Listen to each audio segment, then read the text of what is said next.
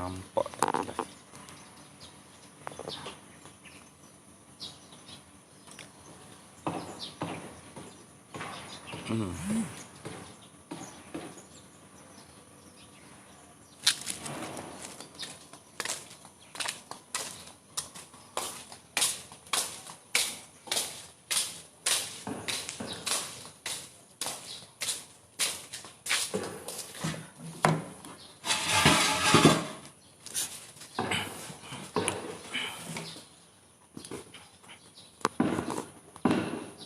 Okay, ni lebih jelas Okay, Assalamualaikum warahmatullahi wabarakatuh.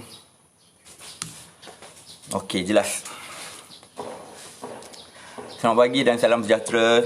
Selamat hujung tahun esok kita bakal menyambut bukanlah sambut kita bakal masuk ke tahun baru 2021, dan pastinya bila tahun baru ni kita ada azam baru, semangat baru, cita-cita baru, matlamat baru, dan selitkan juga azam tahun baru kita ni sebagai salah satu azam adalah untuk jaga kesihatan kita, untuk perbaiki tahap kesihatan kita dari semasa ke semasa.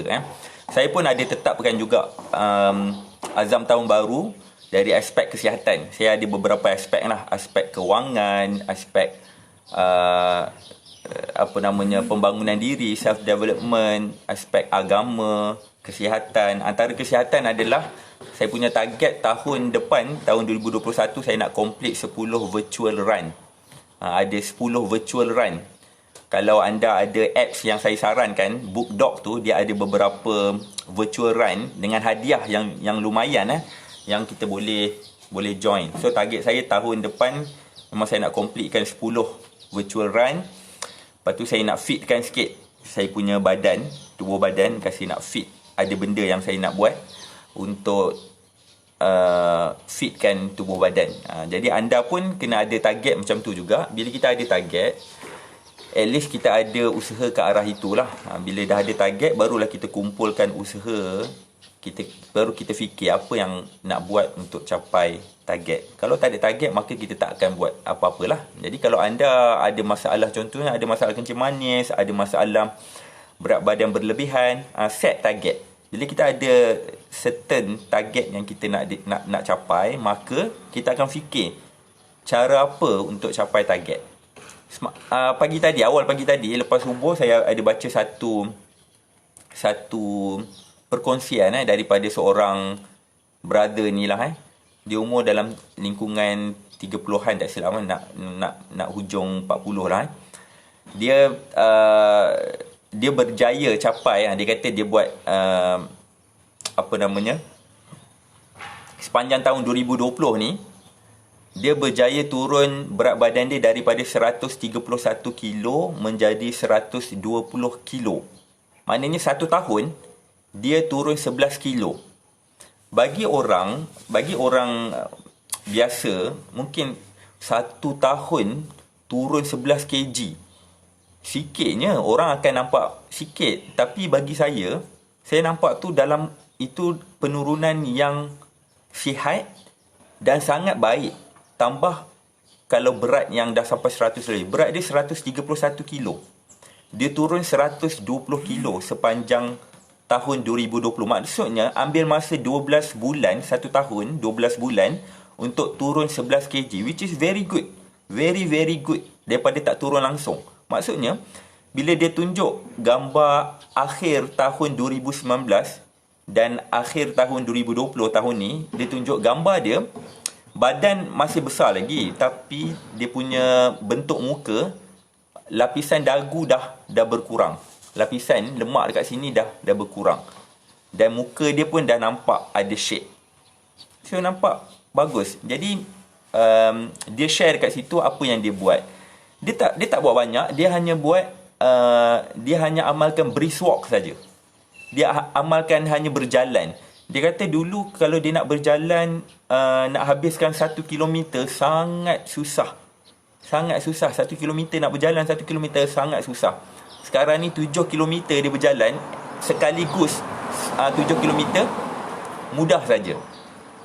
Dia tak jogging, dia hanya berjalan saja. Dan dia buat satu tindakan yang betul. Saya tak ada komen lah, saya tak komen, saya tak like pun. Saya baca saja. Saya baca, saya kata, ni bagus sebenarnya. Maksudnya tengok hanya mengamalkan brisk walking saja, berjalan saja, mampu turun 11 kilo dalam tempoh 12 bulan, 1 tahun. Ini satu peningkatan yang saya kira amat baik. Kita tengok, okay, bulan ni aku turun berapa. Mungkin agak susah. Kadang-kadang ada orang sangat susah nak turun 1 kilo, 2 kilo 1 bulan. Jangan tengok 1 bulan, kita tengok target 1 tahun. Target 1 tahun, kita tengok ada penurunan tak? Kalau ada penurunan, maksudnya kalau boleh turun berat badan, walaupun sikit, maksudnya dia boleh turun lagi. Dia boleh turun lagi. 11 kg 1 tahun lebih kurang dalam mungkin dalam 9 gram, 900 gram. 1 bulan 900 gram saja. Maksudnya kita katalah pukul rata 1 bulan 1 kilo saja. Ini sangat baik. Sangat baik daripada tak turun langsung. Even 5 kg 1 tahun pun saya kata dah bagus dah. Untuk orang yang memang ada obesity, memang 131 kg berat, kalau boleh turun 11 kg tanpa operation, free saja, ubah lifestyle saja, maka ini sangat bagus. Tengoklah result dia nanti pada tahap kesihatan kita. Dari segi ada kencing manis, dia boleh turun secara semula jadi, secara natural, tanpa dipaksa-paksa. Darah tinggi, gout, yang semua penyakit-penyakit dietary yang akan berlalu pergi dengan hanya uruskan berat badan saja. Right? Okay, hari ni sebelum saya nak bercerita topik hari ni, saya nak bawa cerita berkaitan dengan diet untuk pesakit gout. Apa pemakanan yang sesuai, yang perlu dielakkan untuk pesakit gout. Okay, saya tengok kat sini ada sukunan. Selamat pagi Siti Rakiah Arifin. Waalaikumsalam. Halimah Jamal. Waalaikumsalam. Junaidah Hassan. Selamat pagi Misah Kamisa. Waalaikumsalam. Ramla Yunus. Waalaikumsalam. Alright, okay, pemakanan ataupun diet untuk pesakit gout. Alright, pesakit gout ni adalah gout ni adalah sejenis penyakit yang mana dia trigger sendi, berlaku radang ataupun inflammation pada sendi yang menyebabkan sendi jadi bengkak. Yang ni kita boleh gelarkan sebagai acute arthritis ataupun arthritis akut. Acute arthritis. Arthritis akut. Okey, dia ada chronic, ada acute. So acute ni ringan sikit daripada chronic. Jadi, dan dia juga boleh jadi chronic. Salah satu arthritis, penyakit arthritis yang kita panggil gout. So bila berkumpulnya asid urik, uric acid dalam tubuh badan berkumpul di sendi, maka sendi boleh trigger, boleh berlaku keradangan dan sendi boleh jadi kemerah-merahan dan kita akan sakit. Dan lama kelamaan pengumpulan asid urik itu bila bentuk, dia akan boleh bentuk macam pepejal yang kita panggil kristal. Maksudnya sendi kita dah bengkak-bengkak. Sendi-sendi ke sini dah, saya pernah tengok ada bonjolan, bengkak-bengkak. Itu gout yang agak kronik. Okey. Jadi kita nak tahu dari segi diet bagaimana kita nak kurangkan masalah gout. Okey, diet, pemakanan tak boleh rawat gout. Pemakanan tak boleh rawat gout. Pemakanan hanya boleh kurangkan risiko serangan gout. Maksudnya kita nak elakkan gout daripada trigger. Biasanya dia dapat serangan gout katakan dalam 2 bulan, 3 bulan, 2 kali, 3 kali sebulan contohnya. Mesti dapat gout. Tapi dengan mengamalkan diet yang betul, pemakanan yang sihat, yang bagus, nak dapat gout sebulan sekali pun agak susah. Mungkin 3 bulan, mungkin 4 bulan sekali baru dapat gout. Which is better. Better daripada dapat kerap dalam tempoh 1 bulan. Jadi pemakanan dia tak ada satu makanan apa khas untuk atasi masalah gout. Sebab apa? Sebab apa saya kata macam ni? Sebab gout ni dia banyak faktor. Banyak faktor. Dia tak ada satu benda, satu makanan boleh solve semua benda.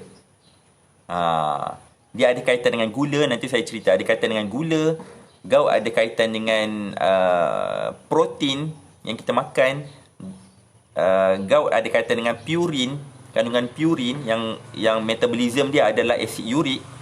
So semua tu ada kaitan. Jadi tak ada satu pemakanan. Jangan tanya saya apa makanan yang boleh rawat gout. Rawat tak ada. Tak ada istilah rawat dalam pemakanan. Pemakanan ni dia hanya kurangkan risiko, kurangkan. Yang merawat siapa? Sebenarnya tubuh badan kita sendiri, keadaan tubuh badan yang akan membetulkan, repair balik apa yang tak betul. Okey. Okey, saya cerita satu persatu. Bukan rumah ni. Okey. Jadi bila ada masalah serangan gout, yang tu kita panggil acute arthritis akut ni akan menyebabkan sakit yang teruk pada sendi dan bengkak. Lama-lama akan jadi satu bebanan pada sendi. Kita nak jalan pun sakit. Okay, dia disebabkan oleh pengumpulan asid urik. Apa yang makanan yang mengandungi asid urik berkumpul dalam tubuh badan kita, berkumpul di sendi, akan menyebabkan radang, maka jadilah masalah gout. Jadi uric acid ni dia sebenarnya terhasil daripada pemecahan bahan kimia yang kita panggil purin. Kalau anda pernah dengar purin ni sejenis bahan kimia yang mana purin masuk dalam tubuh badan akan metabolize, dimetabolismakan menjadi uric acid. Dia ada metabolisme purin. Dia sama macam karbohidrat. Karbohidrat metabolisme dia akan menjadi glukos. Protein metabolisme dia adalah amino acid, asid amino. Purin metabolisme dia adalah uric acid. Jadi uric acid ni datang daripada purin. Alright? Datang daripada purin. Dan biasanya uric acid ni secara semula jadinya dia akan disingkirkan bersama air kencing yang kita panggil urea. Anda pernah dengar baja urea? Urea ni daripada adalah uric acid lah.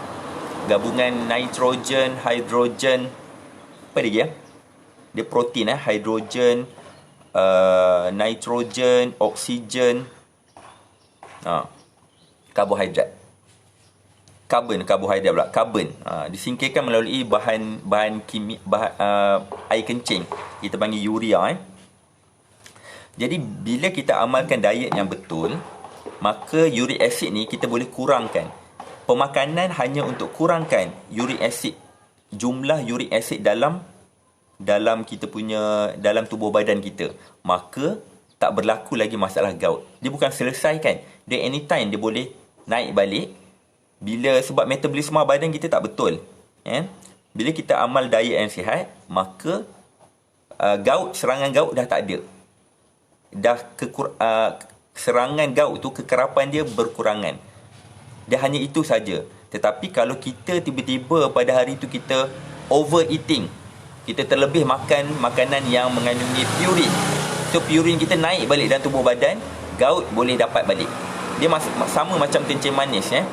Kencing manis dia tak ada makanan yang boleh rawat. Dia tak ada istilah rawat dalam pemakanan ni. Dia bukan rawat. Dia memang metabolisme badan memang tak betul. Hormon insulin memang berkurangan dihasilkan dalam tubuh badan dia.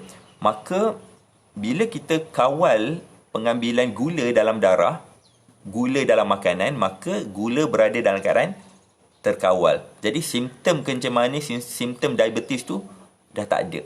Tapi kalau kita makan lebih lagi, makan hari tu kita makan ambil gula yang berlebihan, maka dia boleh naik balik. Dia tak sama dengan orang sihat. Orang sihat makanlah macam mana pun, makan terlebih pun, metabolisme dalam badan dia masih okey. Bila masih okey, makan macam mana pun dia akan metabolizekan balik gula, metabolizekan balik purin. So keluar balik melalui air kencing secara normal. Tapi orang yang dah disahkan ada penyakit, maka metabolisme tubuh badan dia berada dalam keadaan tak normal. Dia perlu hanya kawal saja melalui pemakanan. Okey. Okey. Apa diet bagi pesakit gout? Antara prinsip asas yang saya galakkan, antaranya pertama adalah penurunan berat badan.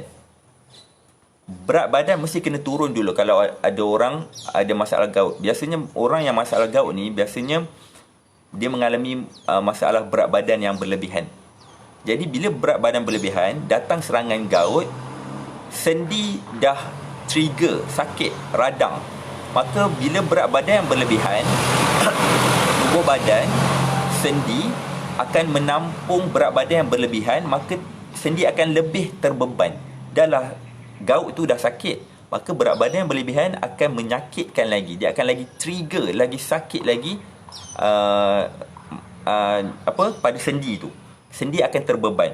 Jadi bila kita ada masalah, bila kita kawal berat badan kita dengan amalkan cara untuk turunkan berat badan kita, berat badan yang berlebihan, maka gout tu kalau dia trigger pun tak berapa sakit. Sebab dia hanya trigger pada sendi saja. Sendi tu dalam keadaan tak terbeban. Dia lagi beban kalau dah lah dapat gout. Bila kita nak berjalan, berat badan kita berlebihan, sendi kita lagi sakit lagi. Dia lagi trigger lagi. Jadi ini salah satu cara untuk kurangkan risiko serangan gout yang menyakitkan. Kita nak kurangkan sakit. Antaranya adalah penurunan berat badan. Turunkan berat badan dulu. Jadi dia kurangkan tekanan, bebanan pada sendi. Yang kedua adalah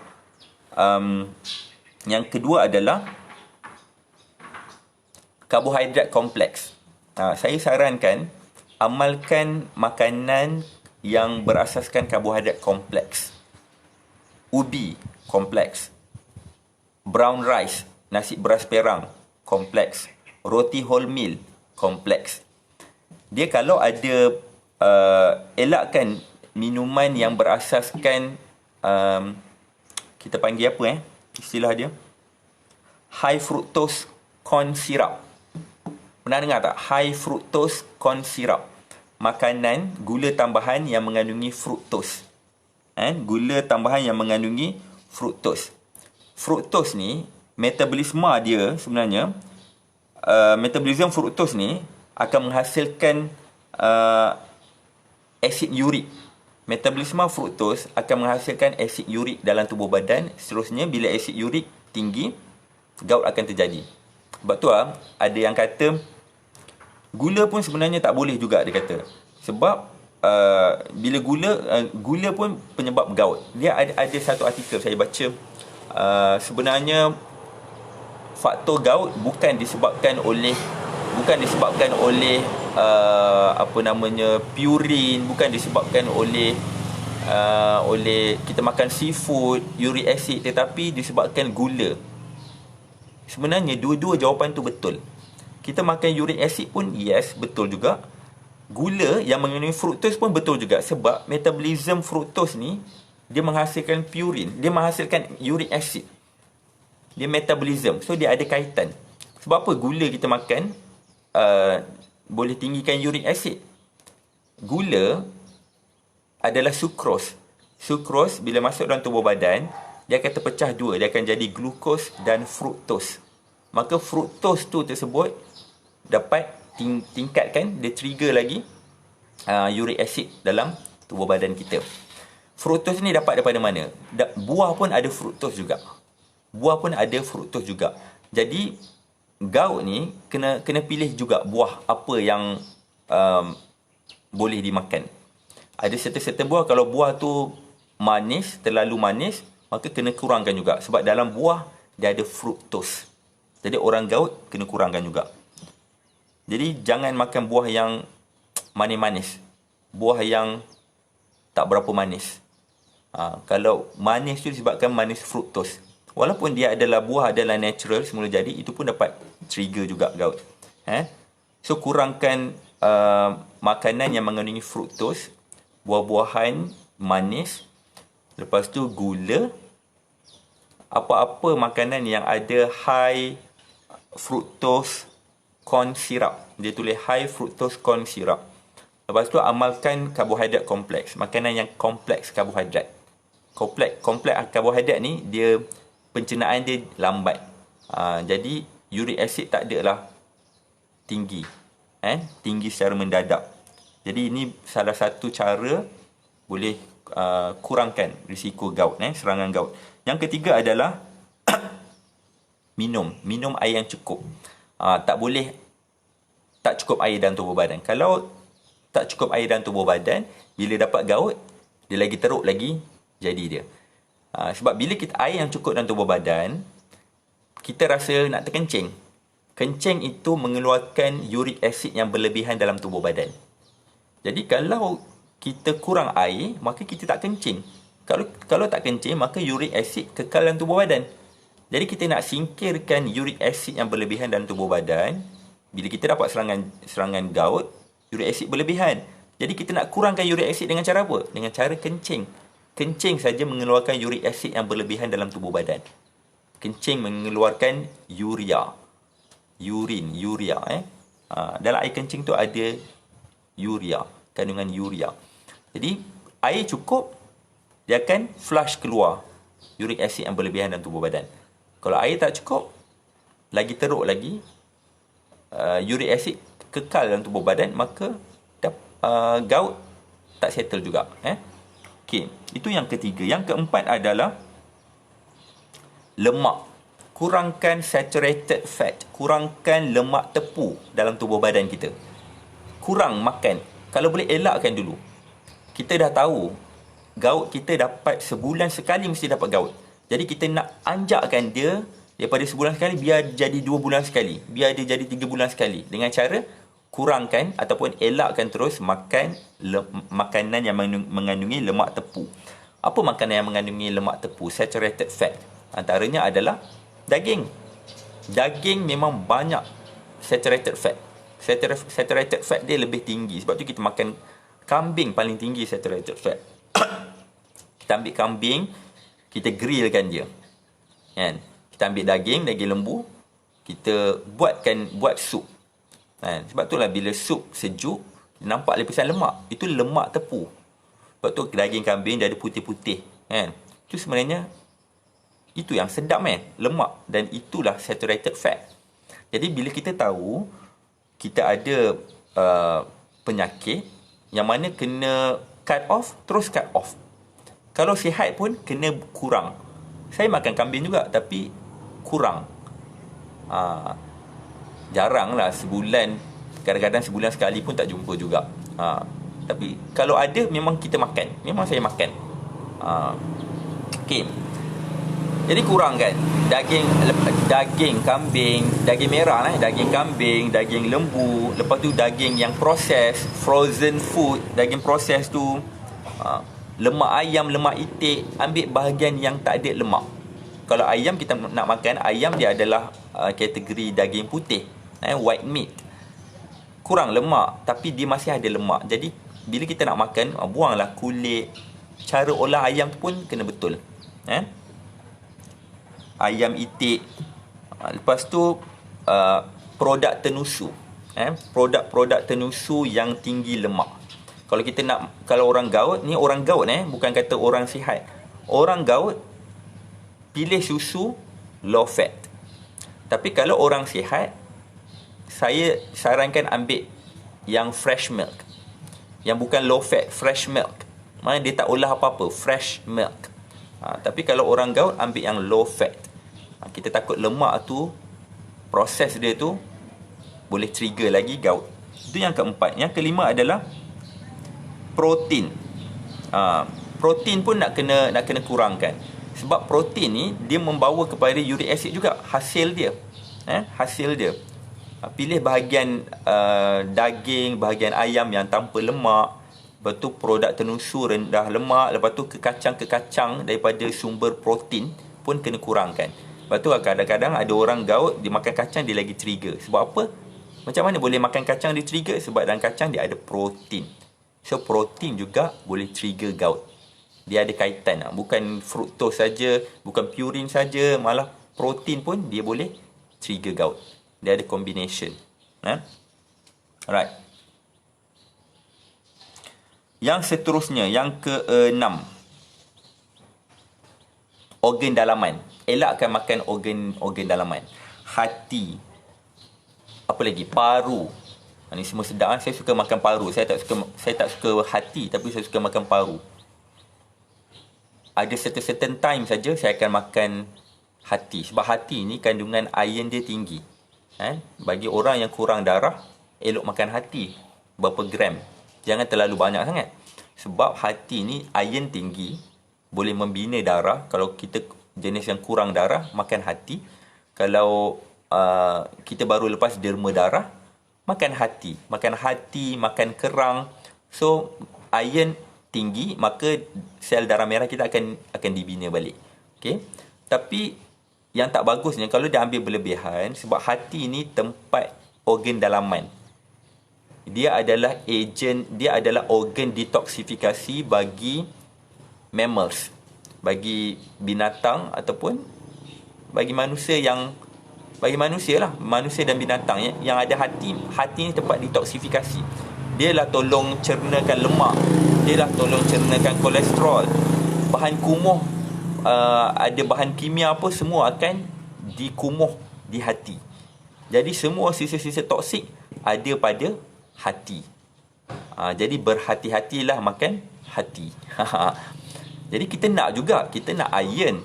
Tapi pada masa sama kita tak nak bahan-bahan kumuh tersebut. Jadi macam mana? Ambil secara bersederhana dan ambil tengok time. Dia makan hati yang terbaik adalah selepas derma darah ataupun ketika kita rasa macam kita penat. Bila selalu penat, kerap penat, itu biasanya simptom kekurangan darah. Jadi hati. Makanlah hati. Right. Jadi apa lagi? Kalau orang gout, jangan makan hati. Ni organ dalaman tak boleh makan. Orang sihat boleh. Orang gout tak boleh makan hati. Paru. Paru sebenarnya sedap. Buat goreng, sambal. Memang sedap. Saya suka makan paru. Tapi kurangkanlah. Perut, limpa, apa-apa jenis organ dalaman, kurangkan. Sebab organ dalaman ni, dia mempunyai paras purin yang sangat tinggi. Pada organ dalaman, purin tinggi dan boleh tingkatkan uric acid dalam darah. Jadi gout boleh trigger lagi. Okey. Yang keenam. Yang ketujuh adalah makanan laut. Kurangkan makanan laut. Ada sesetengah makanan laut, contohnya kita ambil ikan bilis, kerang-kerangan lah. Kerang-kerangan ni maksud dia haiwan yang ada shell.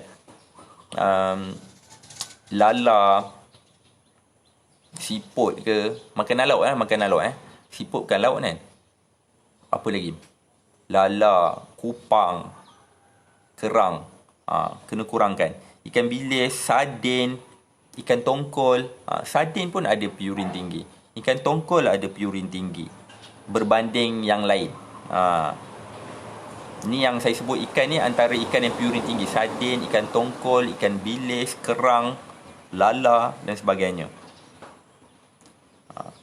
Itu yang ketujuh. Yang ke-8 adalah sayur-sayuran yang tinggi protein. Ada jenis sayuran yang mana orang gout tak sesuai makan kerana sayuran ni agak tinggi protein dia. Apa dia?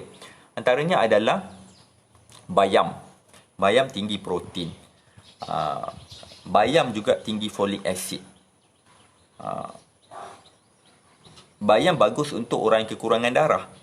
Tapi tak bagus untuk orang yang ada masalah gout. Tak kisahlah bayam hijau ke, bayam merah ke, ungu ke, warna pelangi ke, tak kisah. Asalkan ada bayam, tak boleh makan orang gout. Yang seterusnya asparagus. Asparagus tak boleh makan. Kubis bunga. Kita panggil cauliflower kan. Cauliflower, kubis bunga tak boleh makan. Sebab ini boleh tinggikan risiko serangan gout. Itu yang ke-8. Yang ke-9 adalah makanan dan minuman yang manis bergula. Inilah yang orang kata, yang keluar artikel kata bukan makanan, bukan protein yang menyebabkan gout, bukan daging, bukan seafood, tetapi gula. Sebenarnya dua-dua betul. Dua-dua betul. Gula ya betul juga. Bijiran benda-benda yang manis, gula-gula tambahan, even makanan semula jadi pun kalau dia ada gula, terutamanya yang ada fruktos. Fruktos ni daripada buah lah. Buah ni fruktos banyak. Sebab tu nama dia fruktos. Jadi buah yang manis kurang. Apatah lagi makanan yang manis, kuih pun kena kurangkan. Yang ada gula-gula, yang ada gula tambahan ni. Roti-roti manis kena kurangkan. Biskut-biskut pun kena kurangkan. Alright. Itu 9 saya sebut. 9 makanan yang kena elakkan. Okay, antara makanan yang ada kajian kata boleh kurangkan lagi risiko gout yang kita kena amalkan. Ada kajian, tapi kajian ni tak berapa, dia bukan tak betul, dia belum lagi mendalam. Dia baru di peringkat awal. Dia kajian ni ada 5 level, 6 level. Dia belum sampai di peringkat atas yang kita panggil meta analysis study. Dia masih di peringkat awal. Tapi di peringkat awal pun dia bukan kata tak bagus, tapi dia masih belum diperdalamkan. Maksudnya dia belum rejit lagi. Antaranya adalah kita boleh amalkan, tak ada masalah. Antaranya adalah vitamin C. Ada kajian mengatakan vitamin C ni dia mungkin boleh turunkan paras uric acid dalam tubuh badan. Jumlah dia itu kena bincang sendiri dengan maybe dietitian, pegawai dietetik di hospital, berapa vitamin C saya gout, berapa vitamin C, jumlah vitamin C yang perlu saya ambil. Sukatan dia. Kalau ikut WHO, orang dewasa sebenarnya dalam 70 mg saja. 70 mg ni orang yang betul-betul sihat. Orang yang ada masalah, jumlah dia dah jadi lain. Orang yang ada sesama, gout, demam, jumlah dia dah jadi lain. Jadi jumlah ni lah, nak tahu jumlah ni, kena buat assessment. Assessment, saya pun tak pandai buat assessment. Dia ada clinical assessment. Clinical assessment ni biasanya dietitian, registered dietitian di hospital lah. Dia tahu macam mana nak kira assessment. Contohnya, orang ni pesakit diabetes. Berapa gram nasi yang dia kena makan? Berapa gram daging yang dia perlu makan? Dia dah main gram, dia dah boleh prescribe benda yang tepat, jumlah yang tepat. Saya tak boleh. Saya bukan registered dietitian. Saya nutritionist saja. Nutritionist ni dia tahu secara general, dia tahu active compound. Kita belajar berkaitan bioactive compound, kita tahu berkaitan dengan bahan makanan tu secara mendalam. Tapi untuk kita bagi tahu berapa banyak tu, kita tak tahu. Kena buat clinical assessment. Lepas tu kita kena check patient tu. Kita kena tahu berapa sukatan gula, berapa paras gula dalam darah dia, berat badan dia berapa. Lepas tu kita kena tahu pembuangan air besar dia macam mana, kencing dia banyak mana. So bila dia dah kira, dia guna formula dia, baru dia tahu, okey, protein kena ambil banyak ni. Dia kena check, kena jumpa. Kalau sekadar online macam ni, kita tak boleh. Sebab itulah saya sangat limited. Kalau orang tanya masalah, saya tak boleh nak jawab secara tepat untuk orang tu, tak boleh. Kita nak buat personal untuk orang tu, tak boleh. Kita boleh jawab general. Sebab kita macam mana? Kita kena check up. Orang tu kena check up. Kita kena sentuh badan dia, check segala-galanya, dan baru kita boleh buat assessment. Biasanya dietitian. Lepas tu registered dietitian, dia dapat semua data-data, berat berapa, tekanan darah macam mana, dapat daripada doktor. Dia dapat data tu, dia terus buat assessment, dapatlah result. Itu cara dia. Jadi vitamin C, ada kajian kata kalau amalkan boleh turunkan. Jadi saranan saya, kalau nak ambil vitamin C, memanglah kita boleh ambil vitamin C dari buah. Tapi buah, vitamin C dalam buah, satu masalahnya, dia bukan vitamin C semata-mata. Dia ada vitamin mineral yang lain. Bagus, kan? Tapi kalau kita nak ambil vitamin C semata-mata, nak mudah, ambil suplemen. Jadi suplemen vitamin C jangan terlalu tinggi sangat. Mungkin kita boleh ambil dalam 500 mg. 500 mg pun saya rasa dah cukup okey. Tak terlalu banyak, tak terlalu sikit, tak terlalu banyak. Kalau berlebihan tak apa, dia singkirkan melalui air kencing. Jangan terlalu tinggi sangat. Vitamin C. Yang kedua, makanan yang ada kajian dia kata boleh turunkan uric acid adalah minuman kopi, minum kopi. Kopi bukan 3 in 1. Kopi pure. Kopi pure. Kopi. Kopi ada kajian boleh yang kata boleh turunkan uric acid, tapi jangan berlebihan.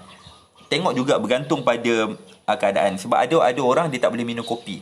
Kan? Ada orang yang dari segi perubatan dia makan ubat yang mana dia tak boleh minum kopi. So kena tahu juga, kena check dengan doktor juga. Kalau dia boleh minum kopi, maka bolehlah minum kopi. So kena tahu keadaan. Ini saya cerita secara general sebab ada kajian kata kopi dan ada juga kajian kata vitamin C boleh turunkan paras uric acid dalam tubuh badan.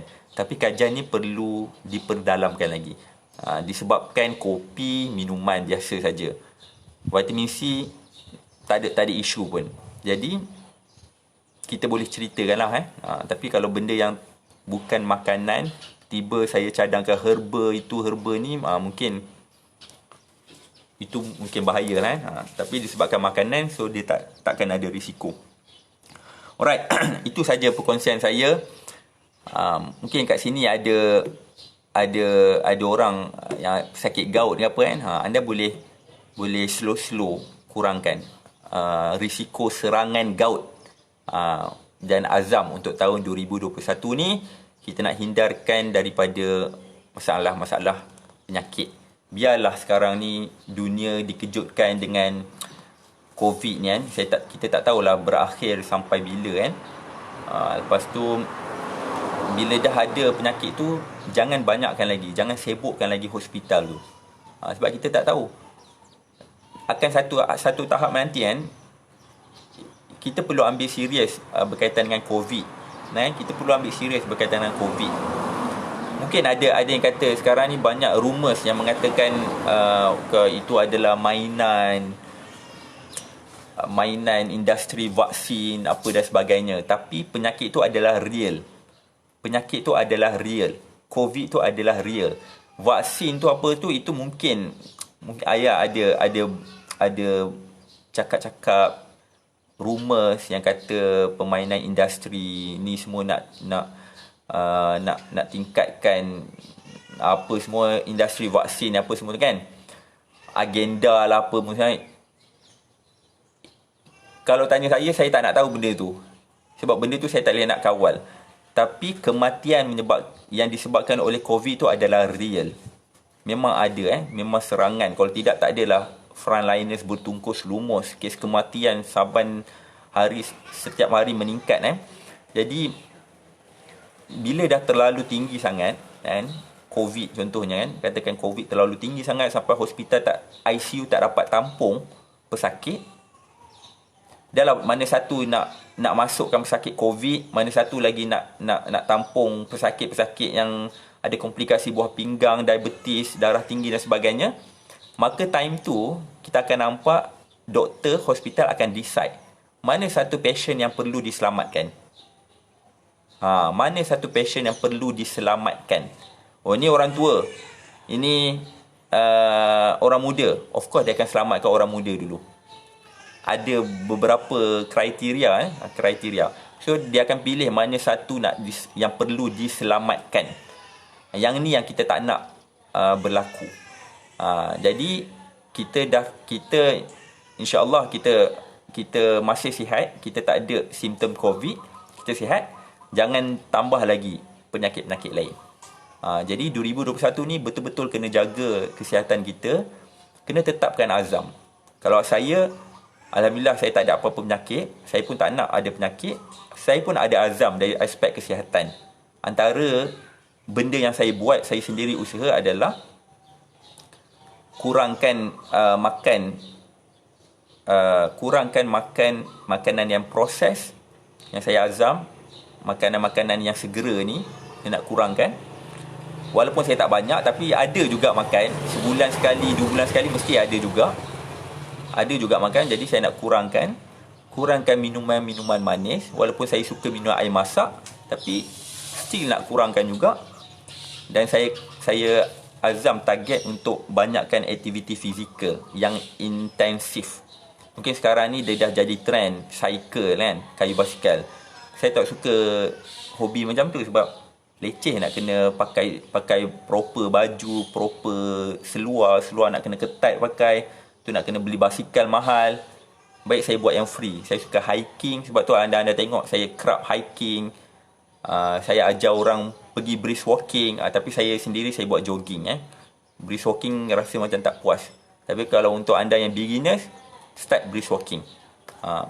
Jadi target berapa kilometer kita nak achieve satu bulan. Target macam tu.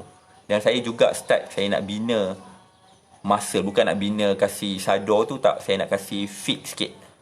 So ada beberapa peralatan yang saya dah standby, macam dumbbell kan. Saya nak bagi kasih kuat sikit muscle, otot.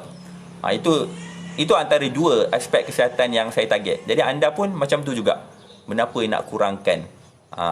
Jadi kita target benda tu, maka kita akan usahalah ke arah itu.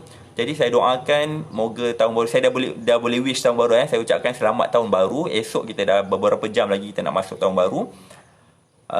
Jaga kesihatan, jaga amalan kita, spiritual, jasmani, mental, ini semua kena seimbang. Barulah kita capai kesihatan yang betul-betul optimum. Untuk apa? Untuk kita lakukan ibadah pun senang, kita nak bekerja pun senang. Kita pun kalau sihat pun kita tak susahkan keluarga kita. Orang sihat tak susahkan keluarga. Orang yang dapat penyakit ni boleh jadi menyusahkan keluarga. Jadi kita tak nak susahkan orang lain. Jadi amalkan gaya hidup sihat. Alright, itu saja perkongsian daripada saya. Moga dapat manfaat. Sebar-sebarkan ilmu ni pada kenalan-kenalan yang lain. Invite mereka datang. Kalau anda ada soalan, anda boleh PM pada tim kami di caption live ni. Okay, Happy New Year. Alright, okay, Assalamualaikum warahmatullahi wabarakatuh. Bye bye.